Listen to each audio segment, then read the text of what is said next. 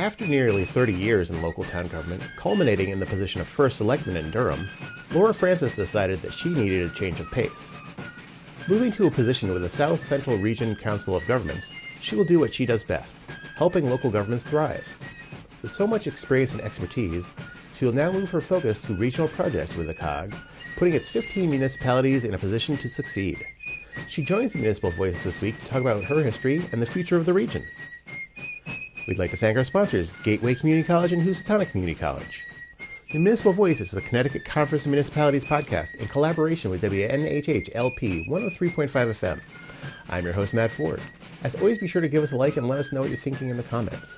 CCM's Municipal Voice podcast continues to present a key forum on important state-local issues. The views expressed do not necessarily reflect the consensus views of CCM or member municipal leaders. Laura, thanks for joining us today. Thank you. Always nice to have you on the show. Same here. So recently, it's very exciting, you moved over to the South Central Region Council of Governments after 3 decades working for the town of Durham. Finally, at the end, you were the first selectman.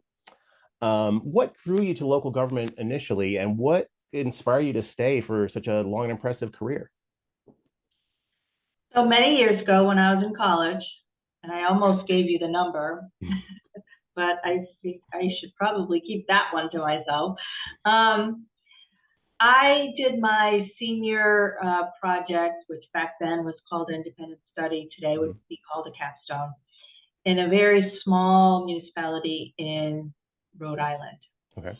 And after working in a couple of internships at state and federal level of government, I kind of fell in love with local government because it is where you can have the biggest impact to people's lives, or at least the most direct impact to people's lives.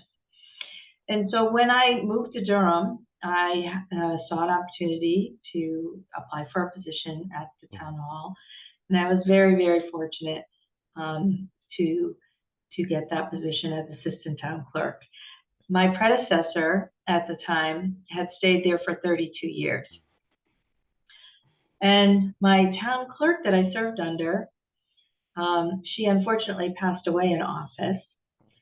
She had been there for 32 years. So when I say how very, very fortunate I was to get into the town hall, it really was a very opportune moment in time, right? Because people generally dedicated stay staff in in those Durham, positions for a long time.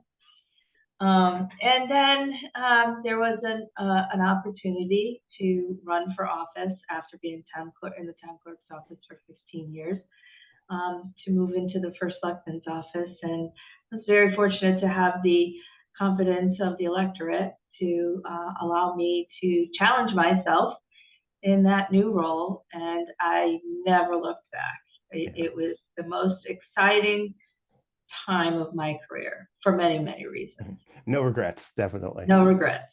No regrets. So in your outgoing letter to the residents of Durham, you mentioned prioritizing clean water for residents as one of your crowning achievements. What are some of the other projects that you worked on in your role as first selectman that stand out to you that you're extra proud of? So you won't be surprised to hear that when I took office, I inherited aging infrastructure. Common problem in Connecticut. So it is when there are competing priorities and limited budgets, oftentimes capital projects do get pushed aside. And I discovered that we had aging, and when I say aging, 50, 75-year-old bridges and culverts and road drainage projects that hadn't been attended to. So I'm very proud to say that we took care of a lot of that through the hard work of our Public Works Department and the generosity of our taxpayers to take the time to realize that how important that kind of town asset is, and they approved through their funding. I also modernized a lot of the way we did things in the town hall. When I started in 1992, we did not have any computers. By the time I left, everything was becoming more and more automated, and it was exciting to shepherd a lot of that, from being the first person to develop a website to implementing the 911 emergency system to making it so that town hall employees could work remotely. Yeah. So I was very proud of how I upgraded a lot of the systems. And of course, none of this I did alone, right? Very, very talented employees that worked with the town of Durham, and advisors from regional entities, and of course CCM, in helping us learn what best practices are, et cetera. Focused a lot on public safety too. Yeah. Like a lot of communities who were dependent on volunteer services, town of Durham was really experiencing some challenges, particularly in the EMS department. And by the time I left, we secured a contract with Middlesex Hospital to provide that very, very vital service to our residents. And so I can, then and now, I can sleep better at night knowing that if anyone needed an ambulance, it would come promptly with very talented people working in those rigs. So I'm sure everybody. Those are just a few. Those are some good ones. Those are definitely ones to be proud of. But you then made what was, I'm sure, a kind of difficult decision to leave your post as the chief elected official to a position that's no less important, but it's very different to the greater region, as deputy director and also director of transportation and planning at the COG. Carl Amento, the director of the COG, we also know at CCM as a former chief elected official of a town. What drew you to this organization? Well, it's a little bit like coming home for me. I grew up in Hampden and West Haven, and the SCROG region was always closely aligned with the River COG. So my home COG is River COG. Okay. And because we share a DEMIS region, which is the Department of Homeland Security, we do a lot of things together with this region. So Carl and I had known each other for a long time. This COG has a long-standing history of being led by former chief elected officials. Before Carl, who was the former mayor of Hampden. It was Judy Gott, who was from Branford, right? Branford. And right. I think that it was an easy transition for me, because the town of Durham, you probably have heard me say this, was the poster child for regionalism.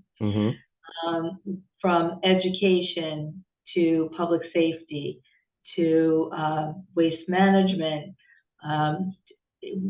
We were used to looking to outside of Durham to provide those vital services. And so it was kind of easy for me to transition to a regional platform, because I had already been so closely aligned with many regions. You're used to thinking in that kind of mode of sharing between the towns and cities and how you can best maximize things for the residents. Right. How important do you think the COGs are now, especially that they've been given the county level equivalency as far as federal programs go?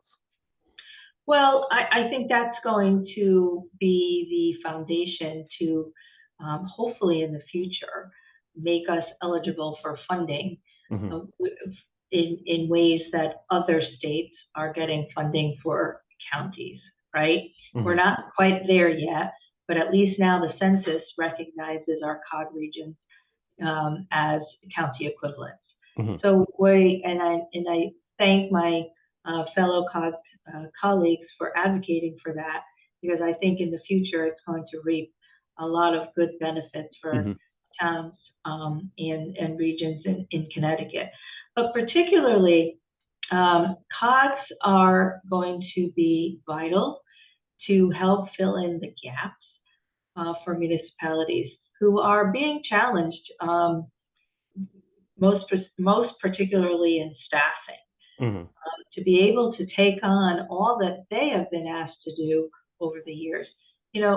I said it in my first term of office.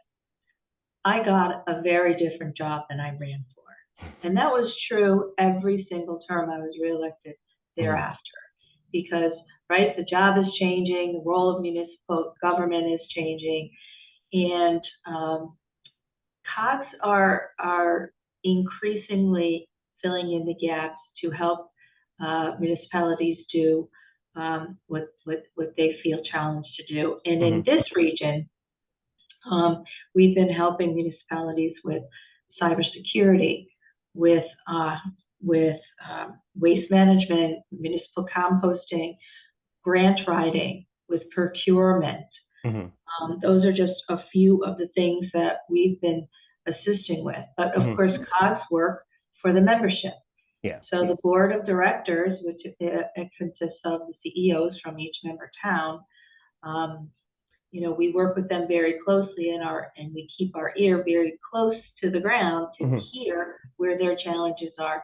And then we discuss whether or not it makes sense to do that or fill in that gap regionally. For instance, some COGs are even considering hiring assessors, hiring building officials, to zoning enforcement officers, because in those areas, municipalities are finding it very difficult to fill those positions when they become vacant.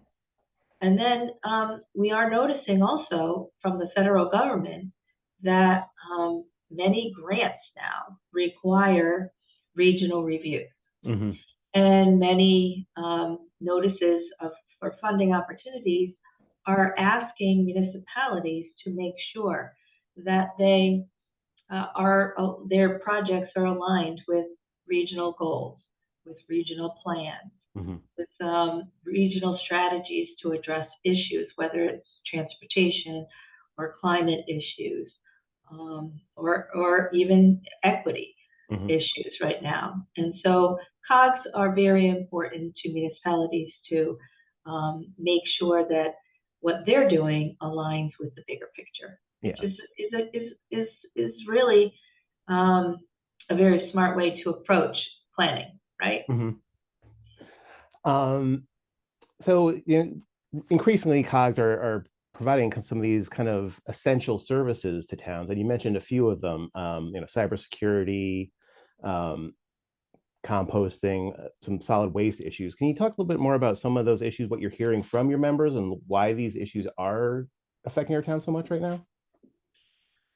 Well, the impacts of those don't stay inside the boundary of a town, right? So often if a municipality is suffering a cyber attack, that could affect not just the residents of that municipality, but their employees, their vendors, et cetera, et cetera. And oftentimes that has wide impact.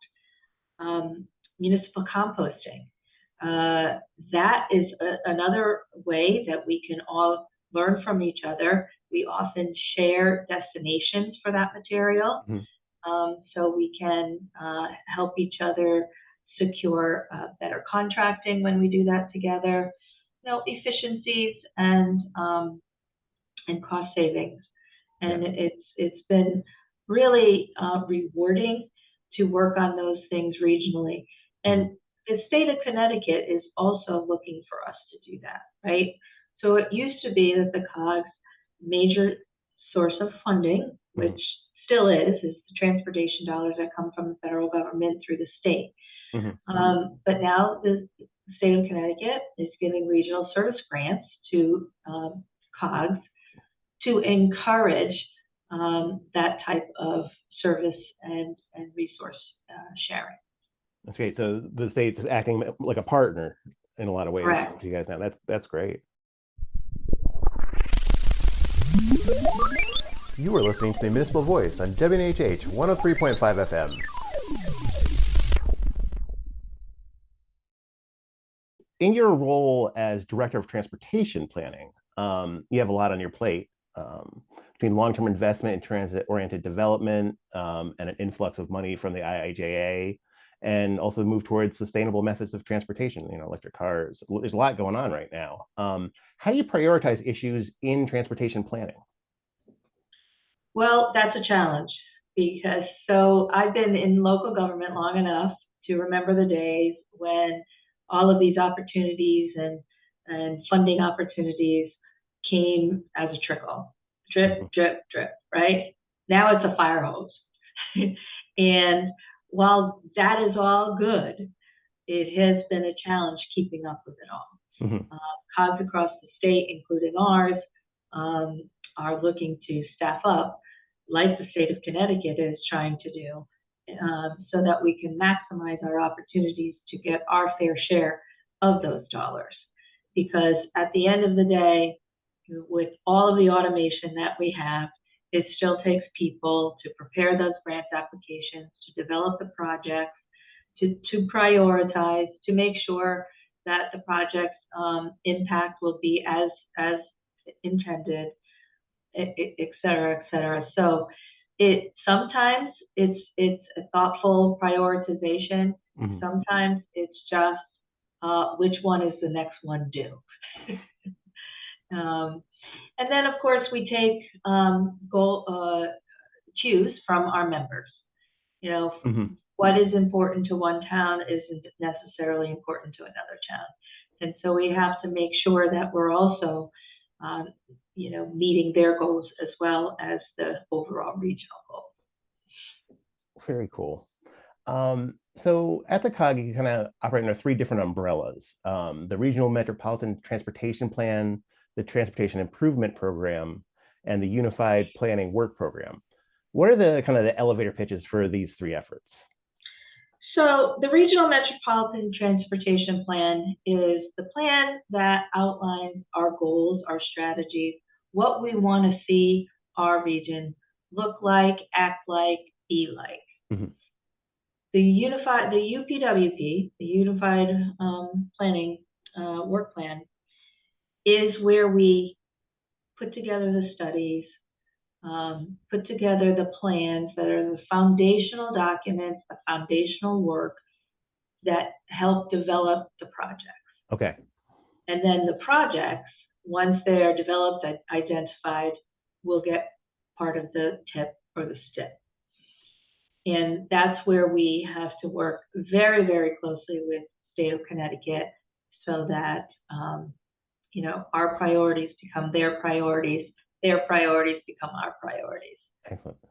So the three kind of steps along the way, the what we want to do, how do we do it, and then making it happen sort of divisions of the stuff there. That's very cool. New Haven, where we are at CCM, is a major hub for rail infrastructure. And the governor, senators, and many others have often talked about the need for major rail improvements to the service, to Hartford, to New Haven, Shoreline East.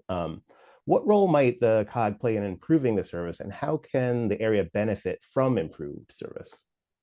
Well, first of all, the area would benefit greatly by increased rail because it would bring in employees, right? We have heard time and time again that almost industry-wide, there are challenges in the workforce. So the more we can bring in workforce via public transportation to our employers, to housing, to entertainment, the better quality of life we are going to have in all of those different areas, whether it's life, work, and entertainment, tourism, et cetera, et cetera.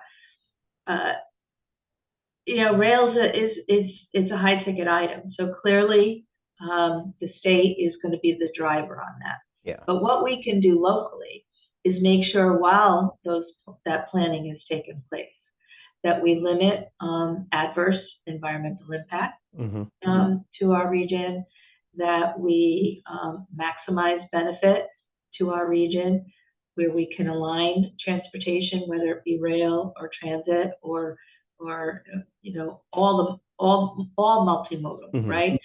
To our assets that are here, and we can help with that public outreach. Yeah. Every COG is very, very active in coordinating public outreach to gather that kind of input from all different sectors, from the neighborhoods all the way up to multinational corporations that are inside our region. So we play a very vital role in that coordination as well. Definitely. You have the local knowledge and also the knowledge of the program, so you can kind of bring those two worlds together. That's good stuff. Right. We also play a role in, as you well know, with your good work that you do with all of the municipal leaders around the state. They're very, very busy. Yeah. And they have to become a jack of all trades. They have to become a little bit of expert on a lot of different topics. COGs across the state, including ours, play an important role of informing municipal leaders of a lot of these programs. Some of the, I would say, emerging ideas and best practices, et cetera, et cetera. We can be the thinkers for our municipal leaders who don't have time to think. You can be the specialists. Yes. That really focus on the one issue and then help them all figure it out. Right. That's very cool. It's an important role in local government, definitely. As the director of transportation planning, if you could choose one project to fund entirely that would benefit the entire region, what would it be? Oh, come on. That's like asking your mother, who's your favorite child? You can't answer that question. It's me, obviously. But I can answer it this way. I would choose the project that would have the biggest impact in improving the safety of all of our different transportation modes, particularly on our highways. When you see the numbers of fatalities and severe accidents that we have on our highways across the nation, but particularly in Connecticut, it will really make you sad, because with every person who loses a life or loses any kind of quality of life, that affects not just that person, but families and employers and friends and our economy. And so to think that we could make a difference in improving that, that's the project that I would choose. That solution is not easy. It used to be that transportation planners would look at highway geometry, road geometry, and infrastructure, and look at all the reasons why that crash happened. But it's now, a blind turn. It got icy. All of that. Yeah. And there is still that very important work that has to be done. But increasingly, it's behavior that is causing a lot of these fatal and severe crashes. Yeah.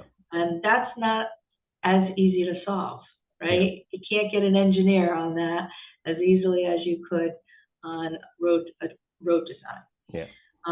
So we are working with not only the state of Connecticut, but the Federal Highway Administration to look at how can we affect behavior in motorists today to improve highway safety. So would that be like education programs you would look into? It's education. It's looking at design of cars even. There is so much going on inside of a car today that can distract you from driving. The size of the cars. Everyone's driving an SUV today. And so you ask, why are there so many more pedestrian fatalities today than there used to be? Well, a smaller sedan car, if they hit a pedestrian, would hit it hit that person in the lower half of his body. Yeah, and you move on Where the hood now, now. yeah, if you hit a person with an SUV, you're hitting the upper part of the body, which will result Yeah. in, more serious injuries. Yeah. I imagine some of the work you're doing with mass transit too could help. Everyone that's on the train isn't on the road in a car, and is, less congestion. I imagine makes things safer too. Exactly, and better for the environment, presumably, arguably. Definitely. Um, so, kind of towards the end of the show, we always like to ask our guests how they're feeling about the future. You've taken on quite a big role with the COG. How do you feel about the many moving parts going on in this region? Do you think that the IIJ money is going to be transformative? Do you feel optimistic about the future of the region? I do.